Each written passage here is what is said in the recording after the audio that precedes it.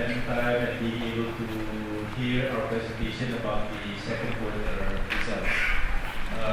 Next, but first of all, before we proceed in making the presentation,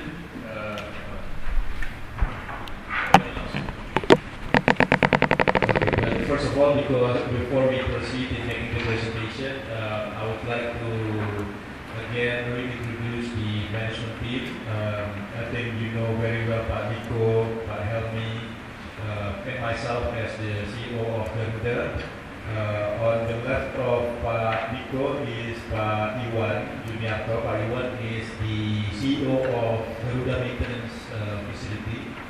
Garuda Maintenance Facility is in the process of filing for the initial public offering, which we estimate will be completed by the end of the third quarter or at the latest early fourth quarter of 2017. Next to Pak Iwan is Pak Juliandra. Pak Juliandra is the CEO of Citylink. So both of Garuda Maintenance Facility and Citylink are two of our major subsidiaries, which is now the 6 subsidiaries of Garuda is contributing, 7 subsidiaries of Garuda Indonesia is contributing to our total revenue of about 22% of the total group operating revenue. So I think as we have shared with you in the previous presentation, Garuda Indonesia is a group of aviation companies. So not only airlines, and particularly not only full service carrier airlines, but we are a full-fledged aviation group. So that was actually a little bit of our introduction. I think I would like to start with presenting to you again our long-term strategy. As you can see on page 3 of the presentation, we believe that to be successful in the future, Garuda will need to actually do or need to be excellent in 3 different areas, which is actually the pillars of our performance as an airline or as an aviation service company. We have to be good in terms of operational excellence. We have to give the customer a very good customer experience, but we also, as a result of the operational excellence as well as a good customer experience, we need to do well as well in the area of financial performance. And we believe that Garuda already do very well in the area of operational excellence. There are still room for us to continue to improve. But I think if we look at our track records in operational excellence as well as customer experience, we believe that we already have a very good reputation as well as track record in both areas. Operational excellence, for example, as you can see, our on-time performance, we continue to be able to provide a good level of on-time performance of more than 85% on-time performance for us. Our load factor is also pretty good at about 73%. Our customer experience is also considered as good as well. We are right now the only SkyTeam member that is actually getting the 5-star airline status right now at this point. For the last 4 years, Garuda Indonesia has been awarded as the airline with the world's best cabin crew by Skytrax, which is the most reputable publication in providing and in rating the airlines in various aspects, including in particular in providing the level of service. And we are now also considered as the world's top 10 airline according to the Skytrax as well. So in the area of customer experience and operational excellence, we have been doing and we have been transforming ourselves now. Going to the future, I think we need to continue to improve in both areas as as well as how the two areas in the area of operational excellence as well as customer experience can translate into a good financial performance as well. Now, I think one of the key messages that we would like to be able to get to all of you today is that we have seen that our operational financial performance is improving for the last 3 months. In the second quarter of 2017, we have seen that our financial performance has seen consistent improvement. And that is actually being indicated by a few now. I think we need to also pay attention that even though that we are reporting our bottom line of net income of making loss of about $281 million, including as part of that $283 billion of losses that we made for the first half is $137 million of expense from participating into the tax amnesty. So including it as part of the $283 million of losses is $137 million of expense that we had to book in the month of April from participating in tax amnesty. And also on top of that, we also had a legal penalty of about 10 million Australian dollar or about 8 million US dollar from a legal proceeding that we lost in Australia. That is actually related with the antitrust case that we lost in Australia related with our cargo operation. The exact amount of the legal penalty has not actually been decided by the Australian court, but our estimation was about 10 million Aussie dollar or about 8 million US dollar. So excluding both the tax amnesty as well as the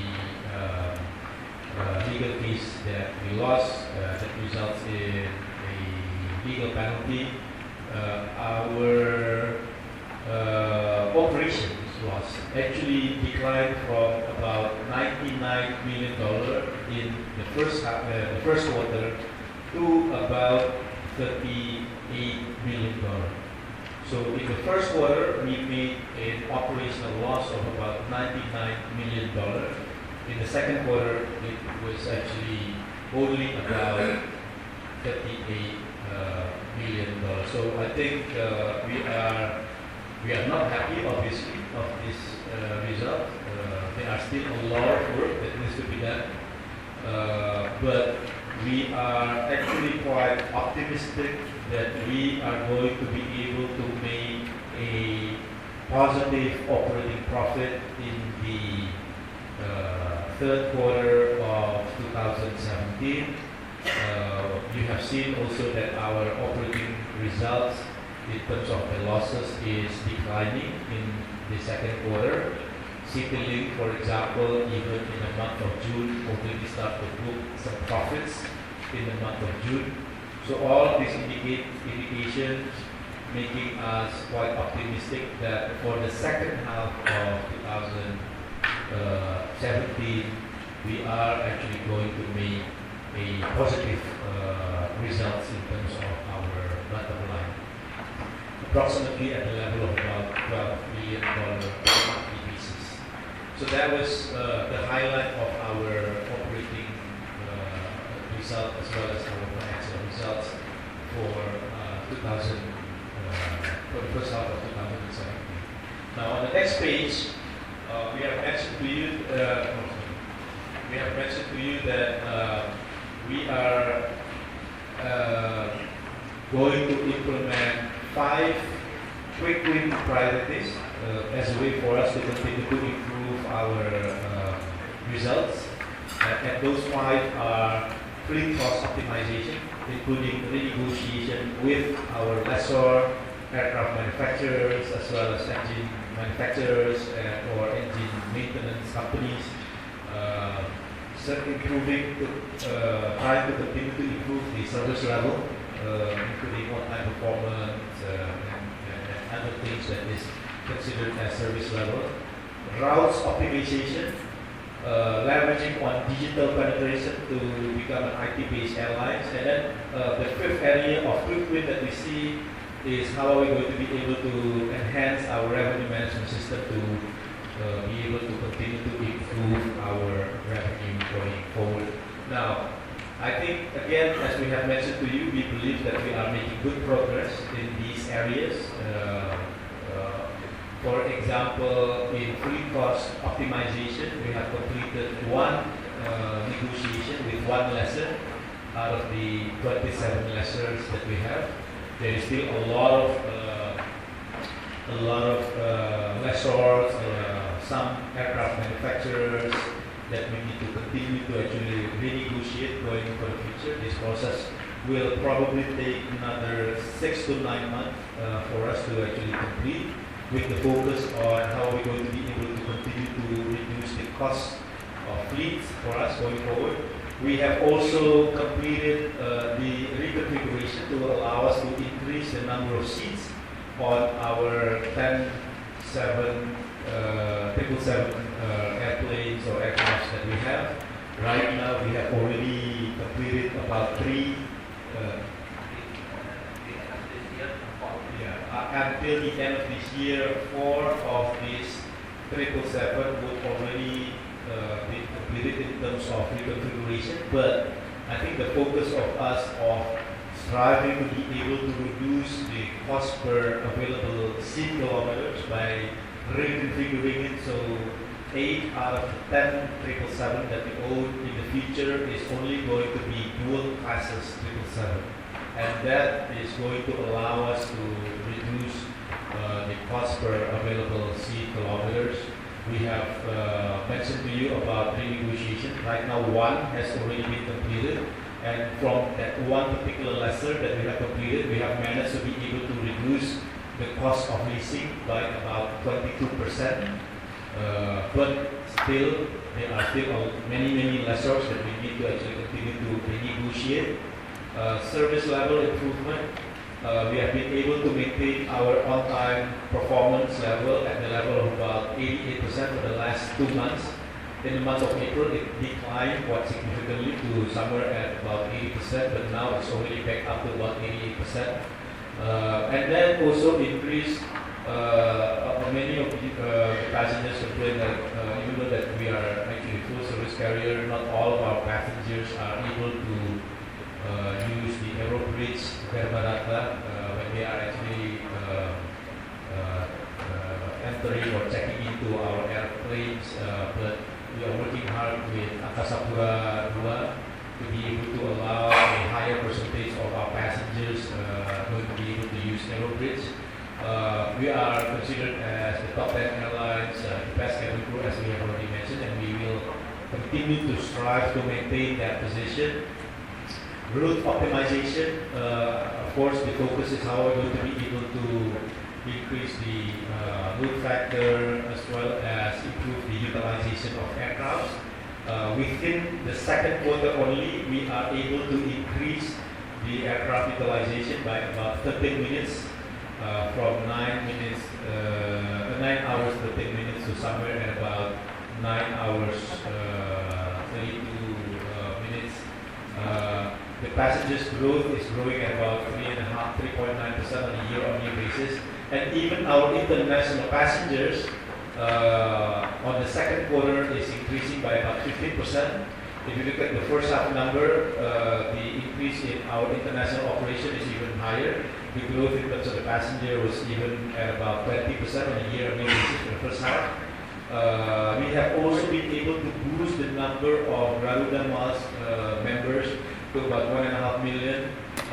Right now, the number of passengers that are booking the ticket using the digital channel is about 33% already. So we have actually been increasing the usage of digital channels as a way for us to continue to drive down the cost of distribution, as well as enhancing the customer experience by improving the convenience of being able to book online, and of course enhancing the revenue management.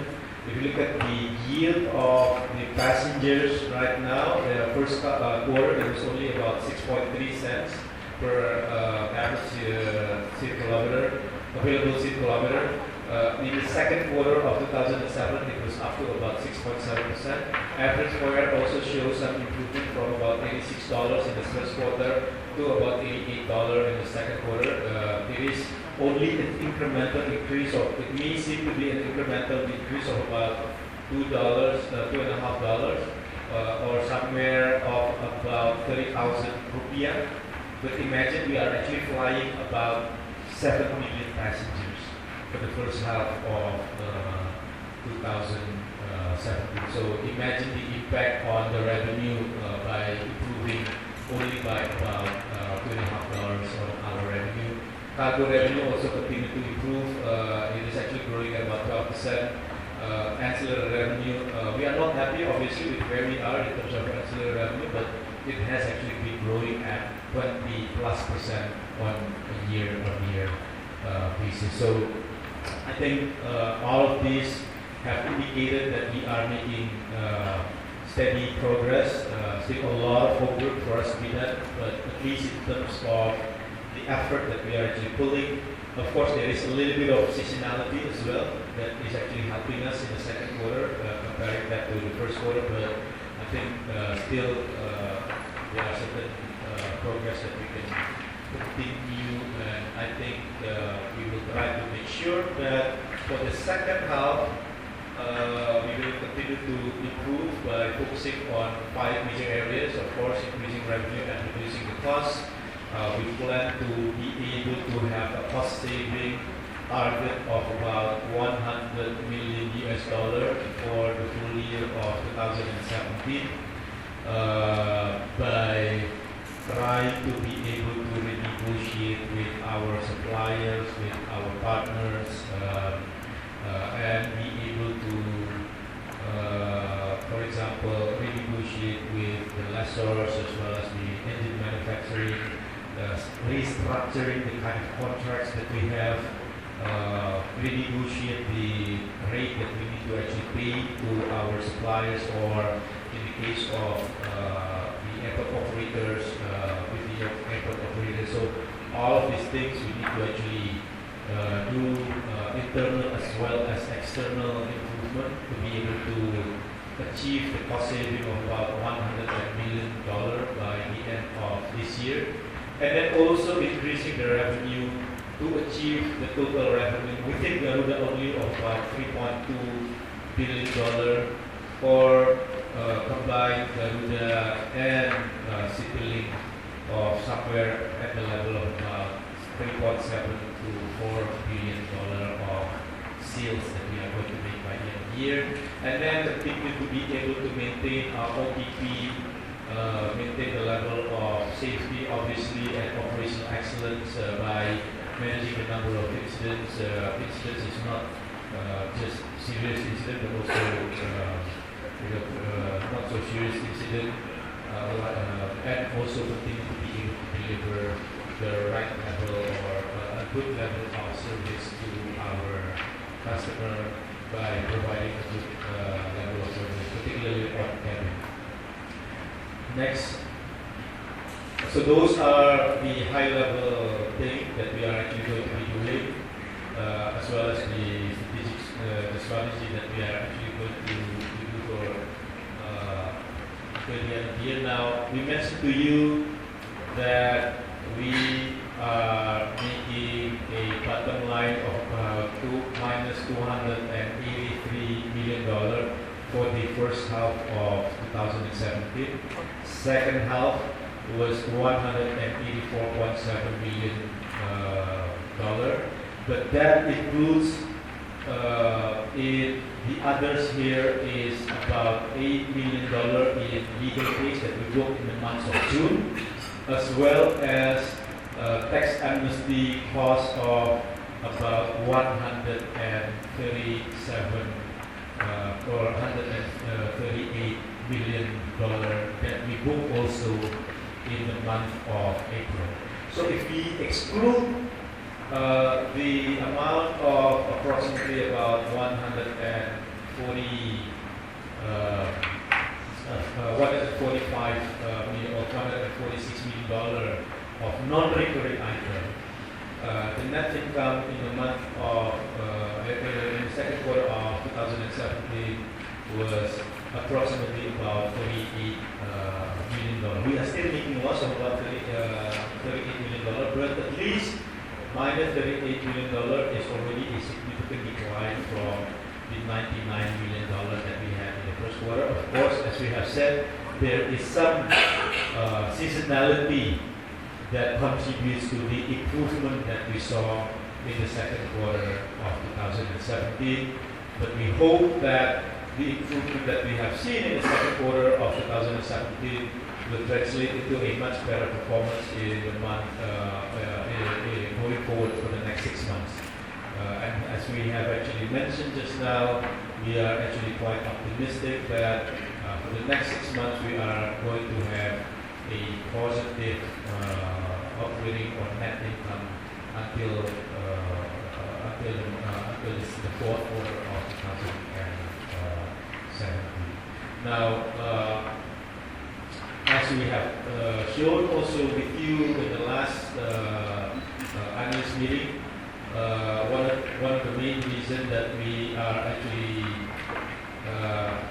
booking a negative profit in 2017 is the growth in expenses, and in particular is the fuel expenses. For the second quarter of 2017, the year-on-year growth in our fuel expenses was about 22%. For the first half, the growth was approximately about 36%. From that, about 30% is due to the price increase, about 29 to 30% is due to the price increase, and about 6 to 7% is due to the fuel volume increase that we have. So that is actually one of the reasons why we are actually making, even though that our operating revenue is continuing to actually show positive results of growing at about 7%. Scheduled airline services is combined with non-scheduled airline services is approximately growing at about 6 to 7%, and other income is growing at about other revenue is growing at about 13%. But because the fuel increase is actually picking up at about 36%, our operating results have shown that net income is actually negative about $38 million as we have just mentioned just now. If you look at on the next page, you will see that this is what we mentioned just now, cost per available seat kilometers. If you recall in the last presentation that we made, one of the key focus that the bank, the airline will need to actually make, masih jet juga. The airlines will need to actually make is how are we going to be able to continue to strive the cost reduction going forward. And there are some indications that we are actually already making some good improvement. If you look at the first half of 2017, cost of the available seat kilometers excluding fuel is declining by about 3.3% again, and the total cost for us is about 5.9%. Mostly, I think, but we are not quite happy yet with the reduction that we are actually seeing in terms of the cost per available seat kilometers. But we will continue to try to see if that can actually be improved going forward. One of the key improvement that we are actually seeing in the last quarter is particularly, as we have mentioned to you, is in terms of the fleet optimization and utilization. Right now, the fleet utilization is about 9 hours and 32 minutes compared to 9 hours and 19 in the first quarter of 2017. I think the number of on-time performance in the second quarter is about 85%. As we may have mentioned to you, is because of what we had in the month of April. Since then, we have made significant improvement to be able to increase it at about 88%. The production remains to be quite stable, comparing the first quarter of 2017 compared to the second quarter.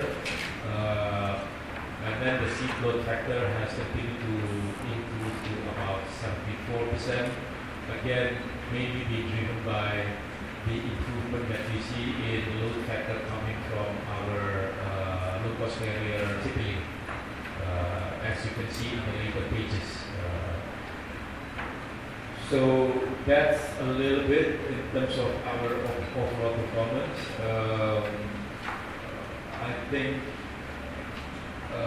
before I transition to Pak Helmi, we have mentioned to you that we have making quite a significant progress in our international operations. As you can see right now, we are already about 50-50 in terms of our revenue, and even our international operations is already slightly higher in the first half compared to our domestic.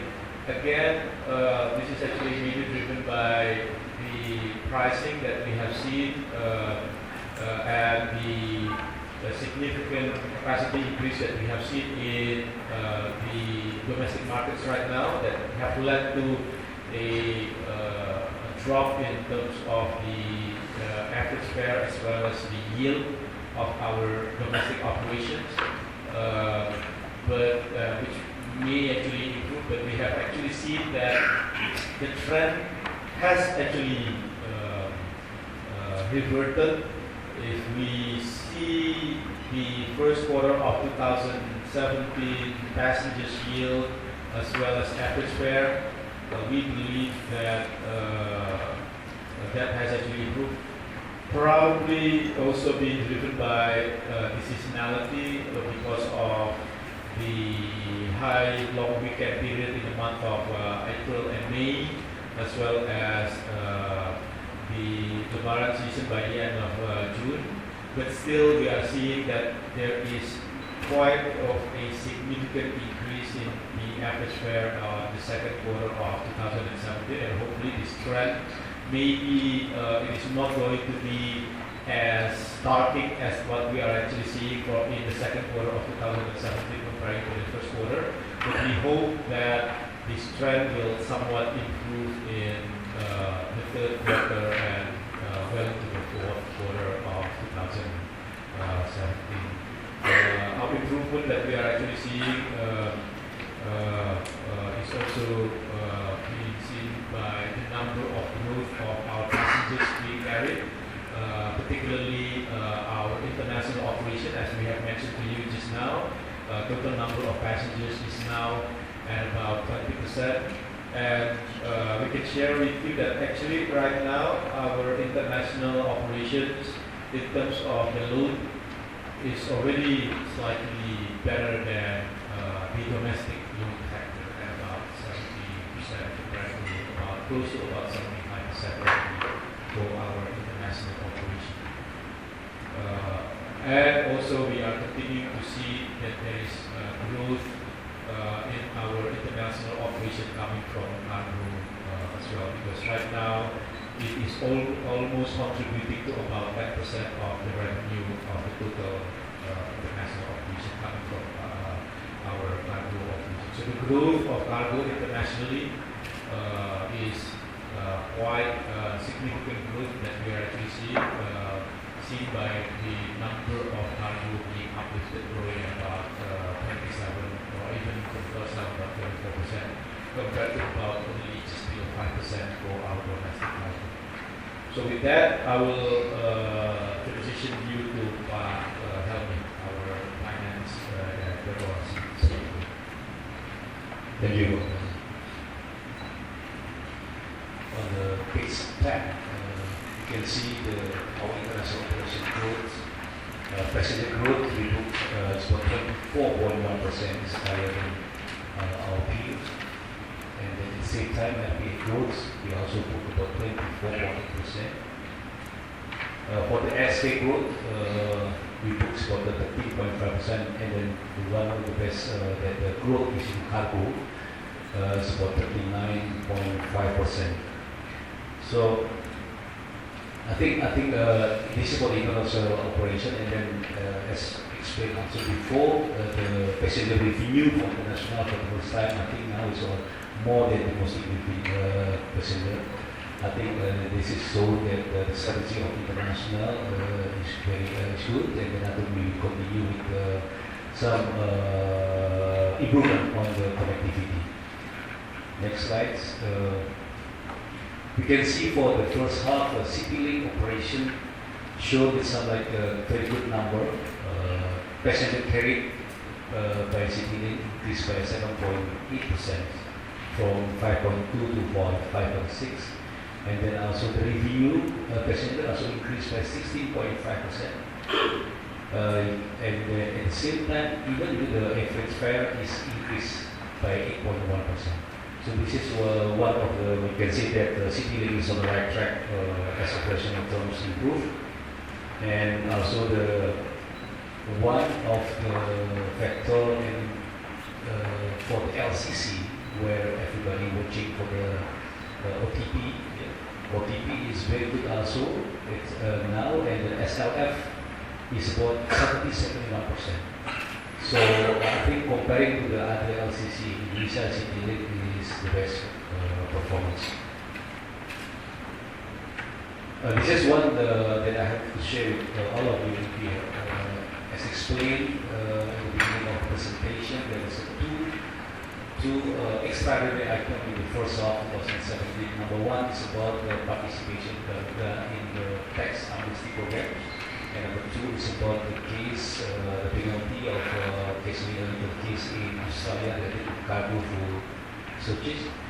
For the tax amnesty, you can see that the company and subsidiaries, because this is not only Garuda but also the whole group participate on this program. We reported for the unrecorded tax amnesty asset amounts only 1.1 million, and then for the redemption fee or redemption money is only 56,000. But as the consequences by law, I mean tax amnesty law, so we have to book uncompensated prepaid tax and also uncompensated accumulated fiscal loss, recorded profit or loss amounting total is $138.3 million. We detail this, and then we book in our income statement is as general administrative tax expense about 50 million, and also deferred tax expense about 88 million.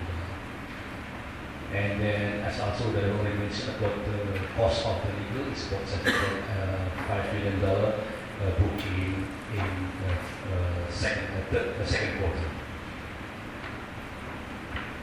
I think it is important to emphasize that not all of the 137 million is cash in terms of payment, because actually the most significant part of that is non-cash, of about deferred tax expense write-off of about $88 million.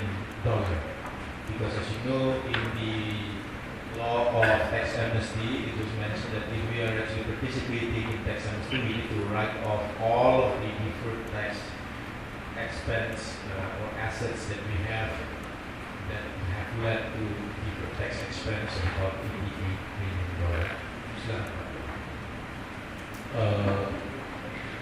For the tax amnesty, but as you know that it's ending on in March 2017. And then we booked the loss in the third quarter because the tax amnesty approval certificate received by Garuda from the tax authority in the first week of April. So we booked on the second quarter.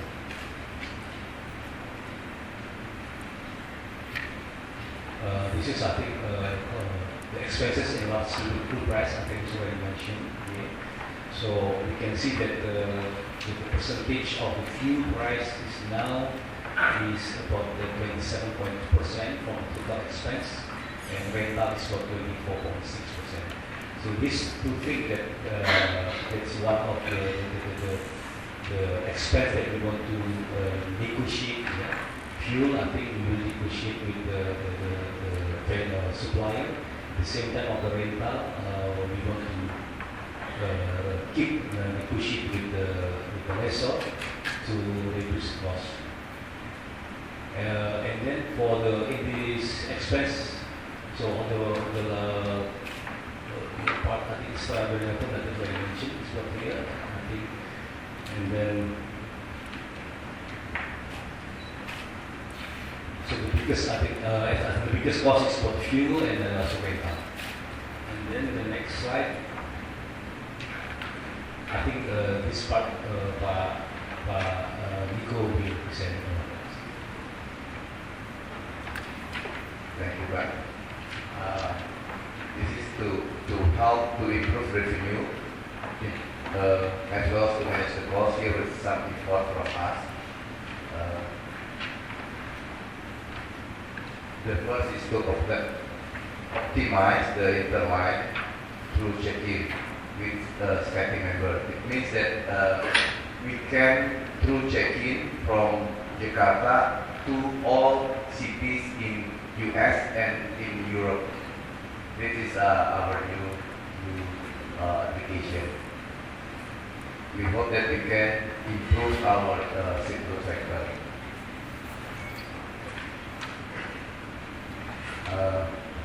And then for the service, the important things that we manage, we still manage or still maintain our 4 5-star airlines. We still maintaining to focus on high value customer.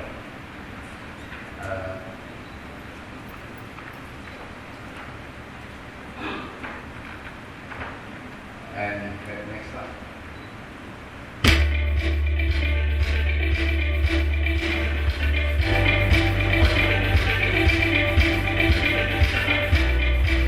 This is our new app.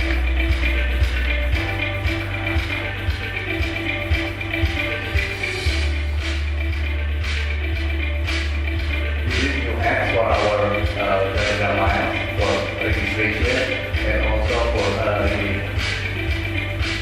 and integrate with the security.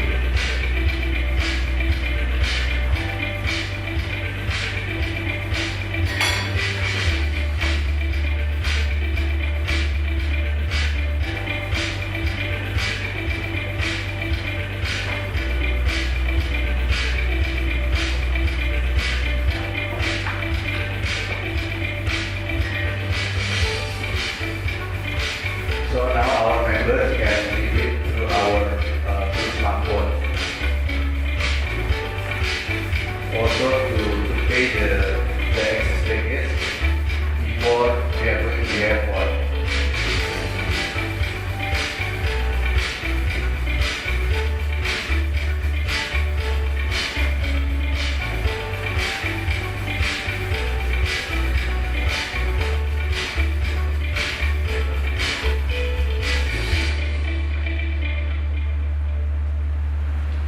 That is our improvement to serve our high value customer.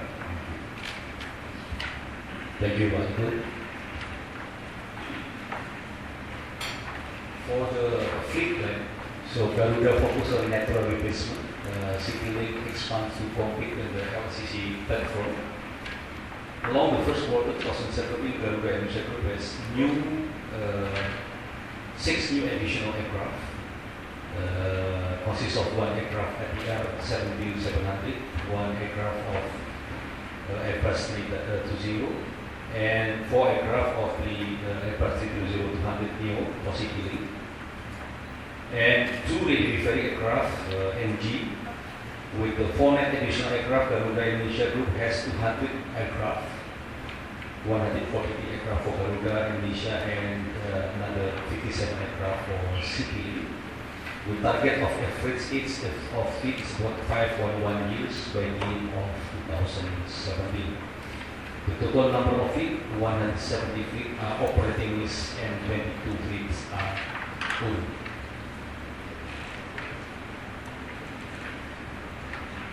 On the page 17, you can see the equity, our equity declined by 28.9% year-on-year, mainly due to extraordinary times.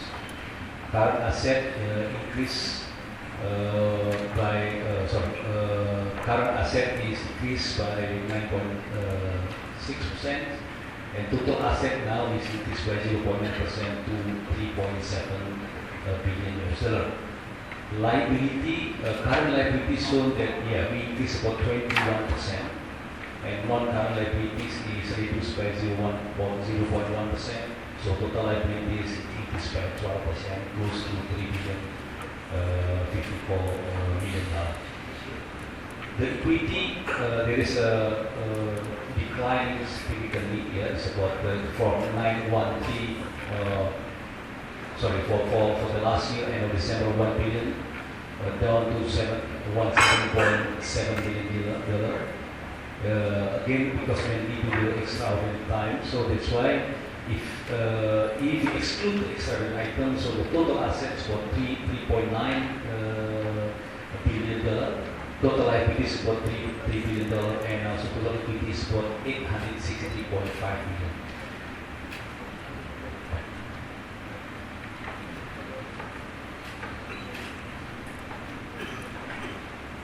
On the page 18, the significant growth on operating expense led the negative operating cash flow for $149.9 million. So you can see from ending balance on the June is usually for first quarter we managed about 548 million, and the last second quarter is now going down to 380 million. This is because one of them is when we repay the loan.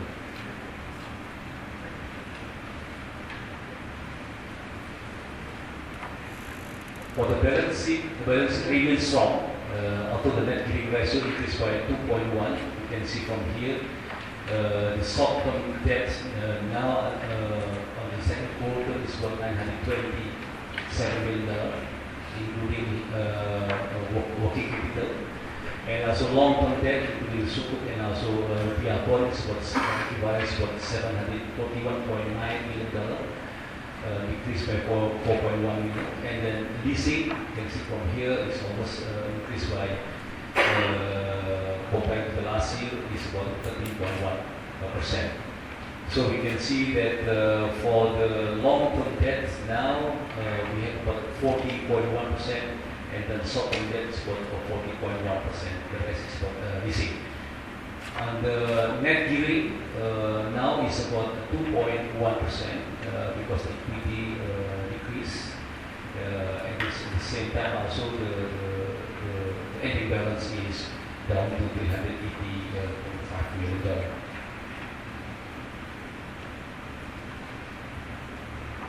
For the subsidiary fee keep higher and higher compared to the last year. December is about 20.9, and it increased on the quarters.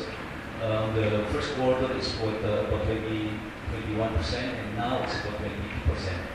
So the subsidiary fee book is about $415 million, contributed by CityLink, it's about $264 million.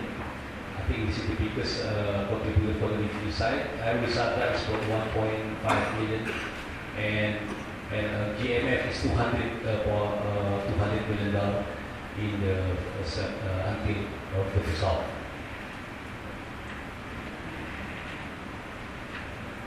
CityLink booked negative performance and the net loss 51 million due to the high operational costs, and then also the biggest also is for tax amnesty, 51 million. He included this tax amnesty is about 23 million, and then Aerowisata set the top line increased by 4.8% year-on-year, and GMF maintained its key performance as the top line increased by 15%,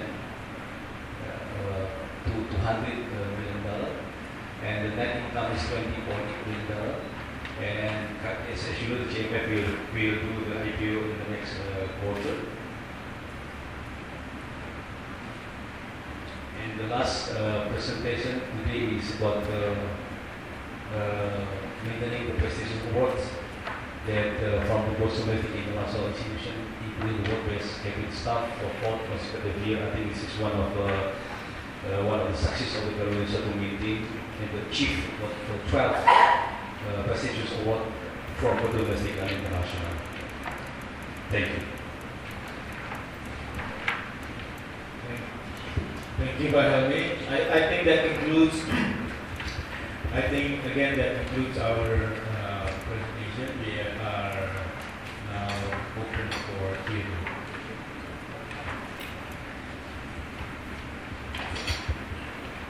Thank you.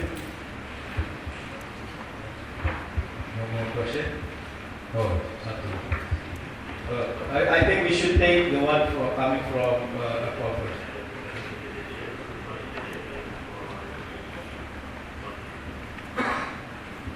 Oh, okay. So, yeah. Thank you. Please, Pak.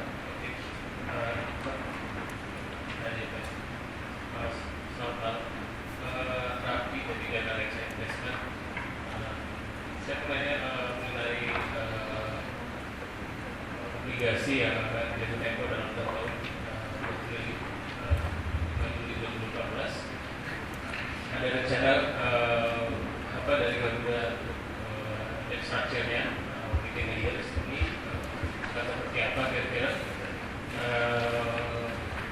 Yang kedua 2019 maksudnya. This is the sukuk you are referring to. This is the IDR 200 million. Okay. Terus yang berikutnya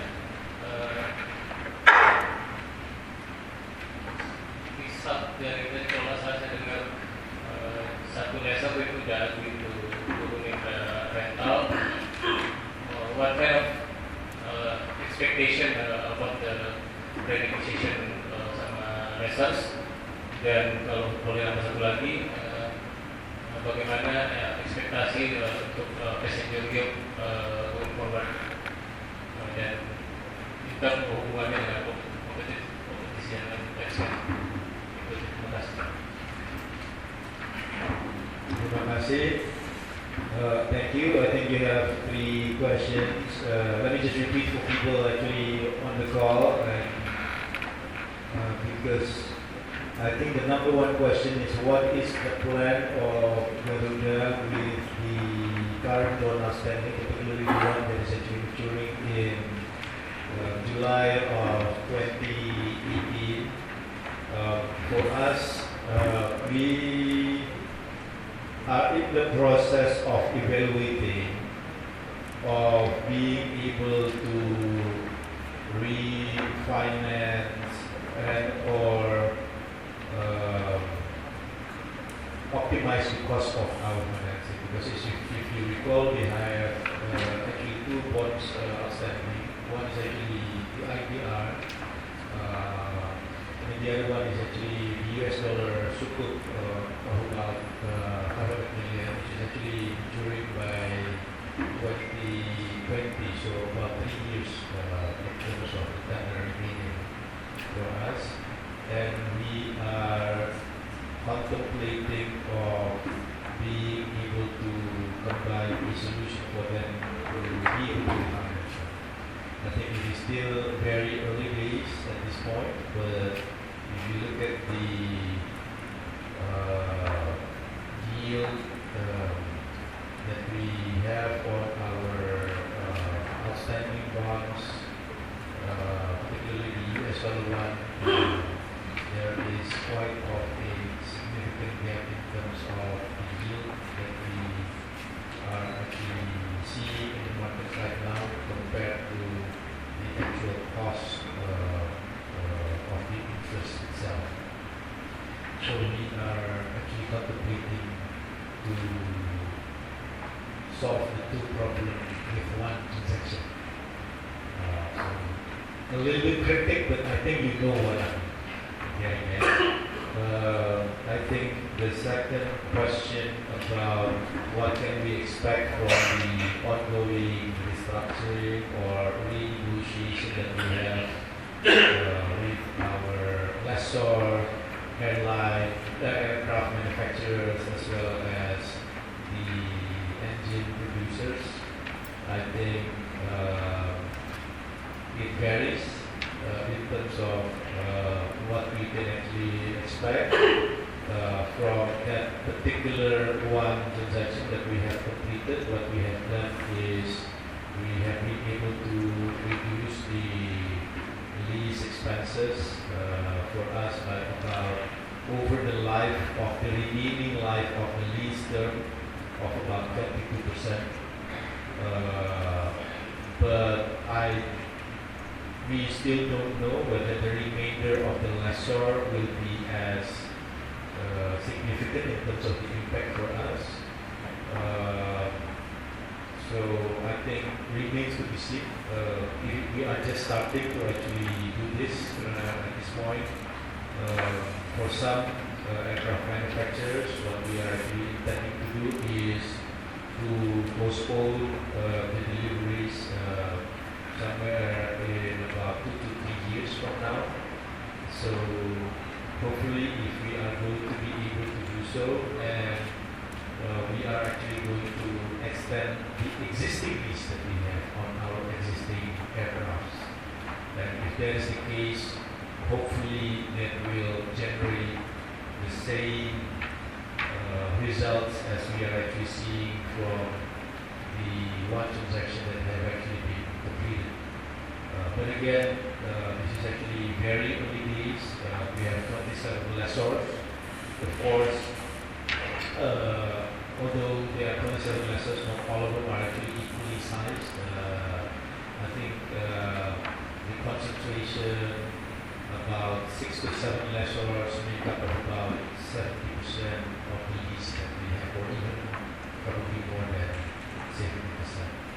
So I think, again, it remains to be seen what is the end game for us. But I think the aspiration is to be able to hit 25 to 30% cost saving on the lease expenses that we have, which is now approximately about $60 to $70 million on a monthly basis. Not that 80 maybe even $80 million on a monthly basis. So yeah, that is what we are aiming to achieve. But again, for us, as we have mentioned to you, we expect the renegotiation to take place somewhere at 6 to 9 months from now. So end of this year or first quarter of 2018. I think the last question that we have is about the number of passengers increase that we are actually going to see going forward. Again, it varies. I think for service, for the full service markets domestically, we see that to be at the level of about between 2 to 4% on an annual basis. On international passengers, we are seeing probably at the level of about 15 to 20% for the low-cost markets. As you can see right now, it is somewhere at about 7 to 8%. But I think going forward, it will be somewhere closer to about, I don't know, maybe 15% with the improvement of the utilization as well as the deliveries of the additional aircraft that we are actually going to be seeing in the next 3 to 4 years.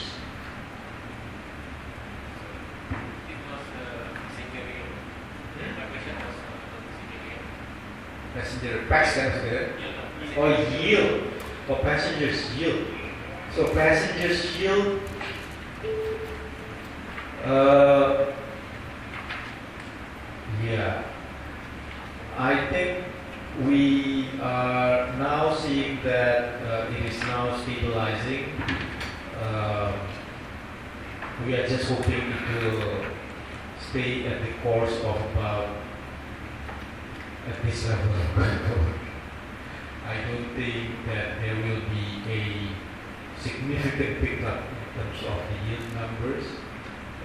If anything, I think the most optimistic thing we will see probably at the level of about 5% pickup up to about 10, but that is probably quite optimistic already.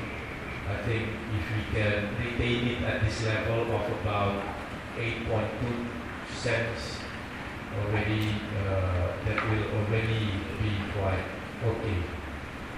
As you have recalled, I think most of the growth that we are actually going to be seeing going forward is going to come from Citylink, and I think that will somewhat affect also the yield and the average fare that we are actually going to get going forward. I think that is probably I think a more stable level, maybe going back to somewhere in the beginning of 2016, is already somewhere which is actually quite good enough at this point.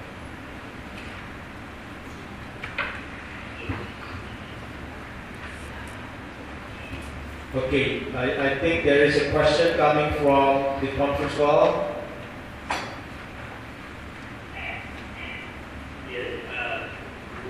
Would you be able to comment on the 2018 full hedging plan? I mean, in terms of what percentage of usage and what's the kind of budgeted price? What kind of fuel price that we are actually going to see in 2018? Is that what you're saying? Yes, 2018, what's the kind of, what's the price range you're looking at for hedging? In terms of fuel, you mean? Fuel, can it? Yes, full, yes. Yeah. I think, yeah, okay. I think right now our policy is to retain and maintain the level of hedging of fuel somewhere between 12 to 15%, 1.5.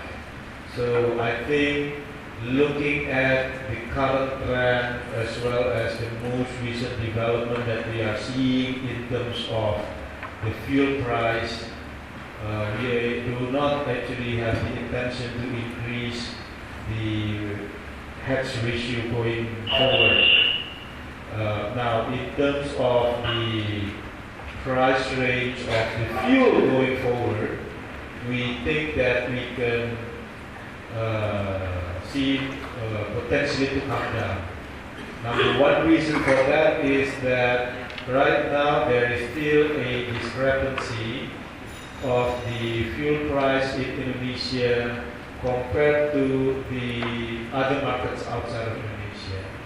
And I think going forward, we are hoping that discrepancy right now is about 20%, somewhere at the range of about 18 to 20%, depending on the period that we are actually seeing. But I think going forward, we will probably expect that discrepancy to actually decline. But it remains to be seen, though, how much of this discrepancy will be able to reduce going forward between Indonesia and the other markets. But overall, in general, I think the view I'm not an oil price expert by any means, let alone an airlines expert. But I think the more general view that people has right now on the future oil price is there is a tendency for that to come down from the level that we are actually seeing, or maybe even though not going to be significant, but just like decline. Does that answer your question? I think so, yeah. Thank you.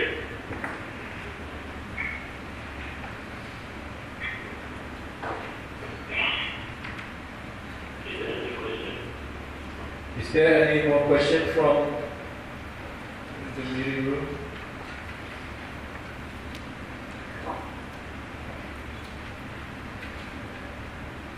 From the call?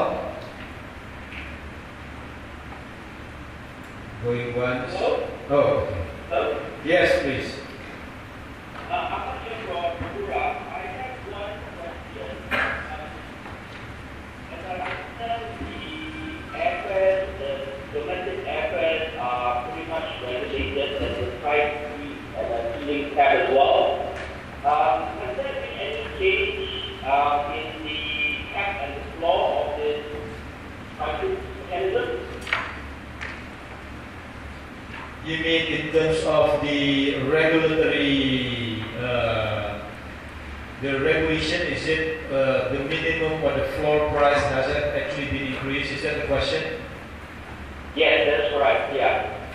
I think we are still currently in discussion on the subject. It has not actually been decided at this point. So the number that you saw in the second quarter of 2017 was just a market improvement. I think the industry itself, plus the fact that we are actually seeing an improvement in the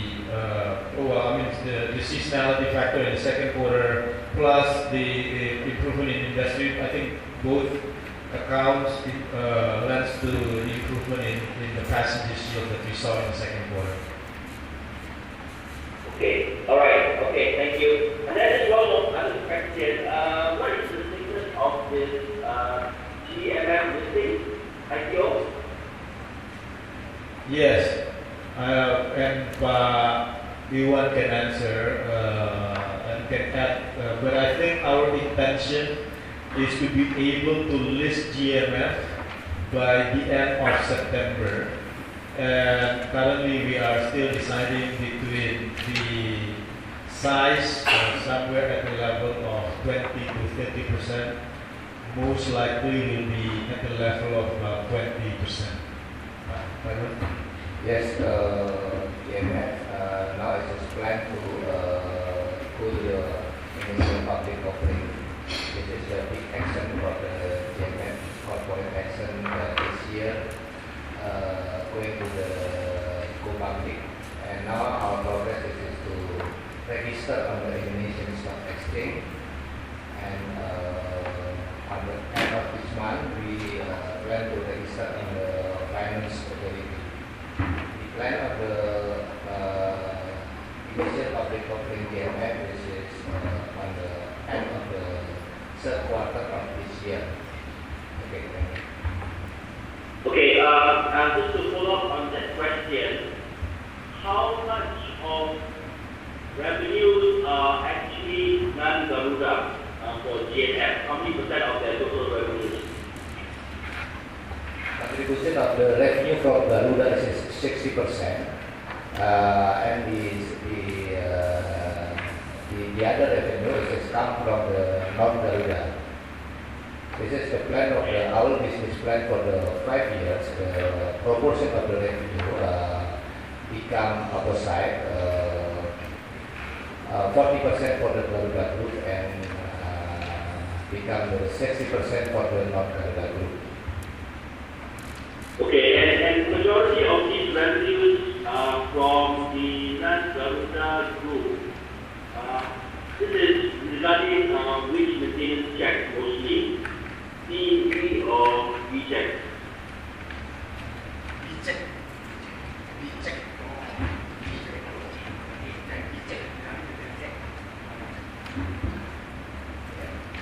All of the revenue of the GMF is come from the V-check, from the heavy maintenance, and the rest for the other light check. Okay, D is for donkey, right? Or D is heavy maintenance, like overhaul on the airframe of the aircraft. yeah, I'm just confused. Is it D for Bravo or D Delta.